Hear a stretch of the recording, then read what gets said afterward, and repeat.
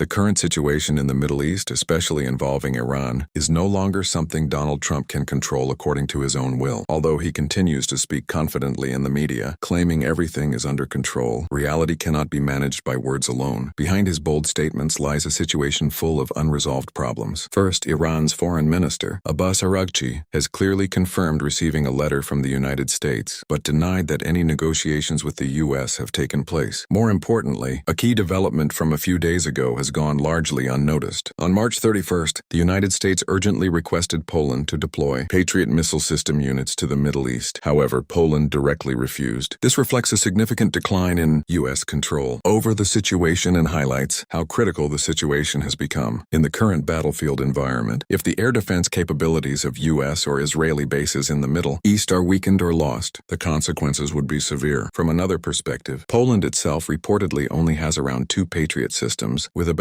8 launchers each.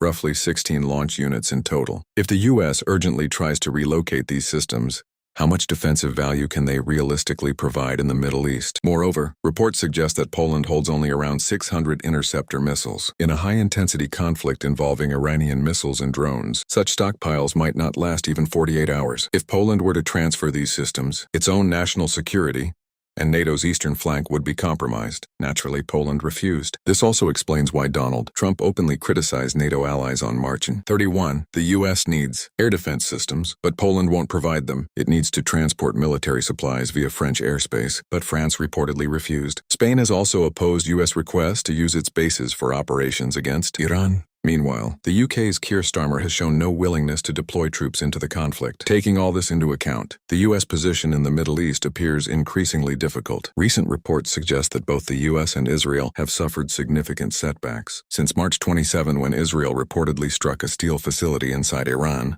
the following days have seen escalating retaliation. Israel has reportedly faced coordinated attacks involving rockets, missiles, and drones across its northern and southern regions, including Tel Aviv.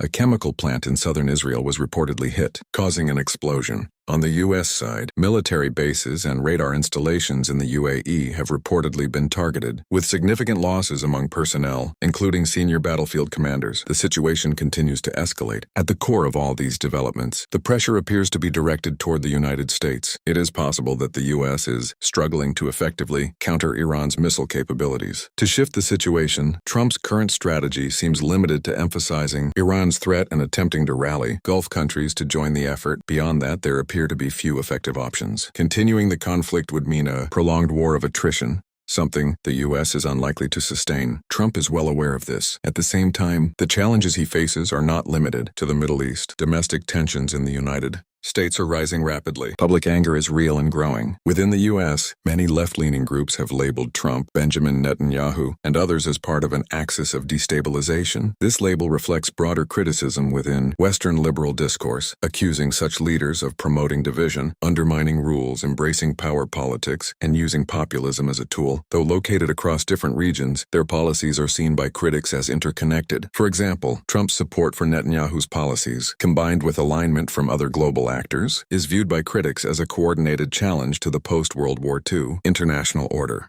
When political leaders place personal power above public interest and frame confrontation as justice, they risk becoming threats to peace and stability, regardless of their country. The wave of protests across the United States reflects growing concern about the erosion of international order and the repeated crossing of moral and political boundaries. This strikes directly at Trump's political vulnerabilities. Currently, his approval rating has reportedly fallen below 40%, with more than half of the population opposing his policies. If the Middle East situation is not de-escalated soon, his chances in upcoming elections could be severely impacted. The next 2 to 3 weeks will be critical. Whether U.S. forces withdraw, whether the conflict de-escalates, and whether Iran can sustain its position, these are all key questions that the world will be watching closely.